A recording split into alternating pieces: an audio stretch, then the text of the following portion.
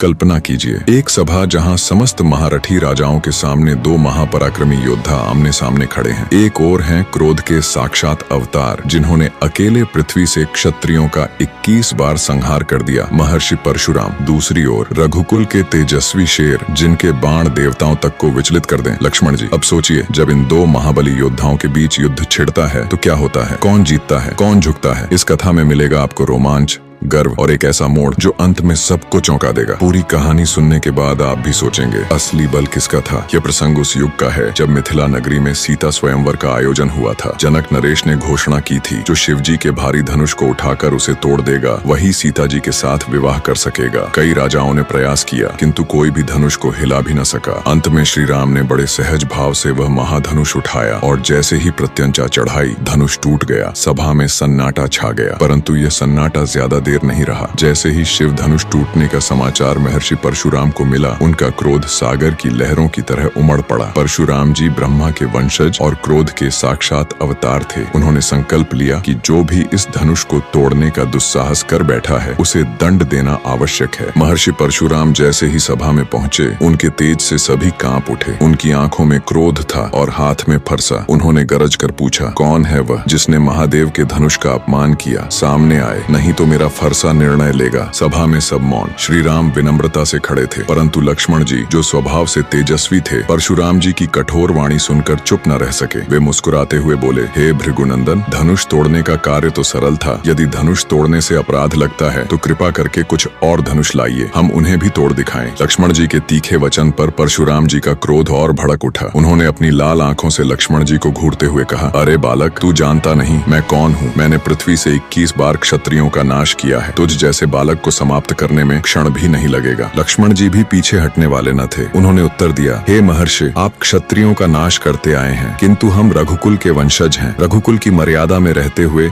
अन्याय का उत्तर देना जानते हैं। यदि आप युद्ध चाहते हैं तो मैं प्रस्तुत हूँ। सभा में सन्नाटा पसर गया। विश्वामित्र, राजा जनक, मुनि सब स्तब्ध। परशुराम जी ने अपने फरसे को उठाया और लक्ष्मण जी ने धनुष उठा लिया। दोनों रणभूमि की ओर बढ़े। परशुराम जी ने अपने तप और पराक्रम से पृथ्वी को कांप आया था। उन्होंने अग्निबाण, वायुबाण और कई दिव्य अस्त्रों का प्रयोग किया। लक्ष्मण जी विष्णु के अंशावतार थे। उनके बाणों की गति वज्र से भी तेज। दोनों ओर से अस्त्र शस्त्रों की वर्षा होने लगी। भूमि थर्राने लगी। आकाश में गरज उठी। बाण और फरसे की टकराहट से भयंकर ध्वनि उत्पन्न होने लगी। सभा में उपस्थित लोग भयभीत थे। कोई भी अनुमान नहीं लगा पा रहा था कि यह युद्ध कहां जाकर रुकेगा। कुछ समय तक यह भयानक युद्ध चलता रहा। तभी विश्वामित्र जी ने श्री राम से कहा, हे राम, यदि यह युद्ध यूं ही चलता रहा तो संहार निश्चित है। केवल आपकी विनम्रता इसे रोक सकती है। तब भगवान श्री राम परशुराम जी के समीप पहुंचे और हाथ जोड़कर अत्यंत मधुर वाणी में बोले, हे भृगुनंदन, यह मेरा छोटा भ्राता है। इसकी वाणी में बाल्यावस्था का उत्साह है। क्षमा करें, धनुष तोड़ने में मेरा हाथ था, किंतु वह भी संयोगवश हुआ। मैं आपकी शरण में हूँ। राम जी के मधुर वचनों और विनम्रता से परशुराम जी का हृदय पिघलने लगा, परंतु वे लक्ष्मण जी की वीरता और धैर्य से भी प्रसन्न हुए। उन्होंने लक्ष्मण जी को संबोधित करते हुए कहा, हे रघुवंशी, तुम्हारी तेजस्विता प्रशंसनीय है। मैं देख रहा हूँ कि रघुकुल में विष्णु का तेज विद्यमान है। परशुराम जी ने तब श्री राम को अपने समस्त दिव्य अस्त्र शस्त्र प्रदान किए। उन्होंने कहा, अब मेरा कार्य समाप्त है। मैं महेंद्र पर्वत पर तपस्या हेतु प्रस्थान करूंगा। सभा में सभी ने राहत की सांस ली। लक्ष्मण जी ने भी हाथ जोड़कर परशुराम जी को प्रणाम किया। परशुराम जी ने आशीर्वाद देते हुए कहा, हे बालक, तेरा उत्साह और धर्म के प्रति निष्ठा सदा बनी रहे। यह युद्ध केवल बाहुबल का नहीं था, यह अहंकार और विनम्रता, क्रोध और धैर्य के बीच एक अद्भुत उदाहरण बन गया। श्री राम की मर्यादा और शांति ने वहां उपस्थित सभी को यह सिखा दिया कि शक्ति से भी बड़ी चीज है धैर्य और विवेक।